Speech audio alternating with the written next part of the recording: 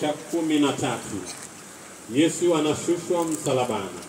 Yesu, tunakuabudu, tunakushukuru. Umeikomboa dunia yote kwa msalaba wako mtakatifu.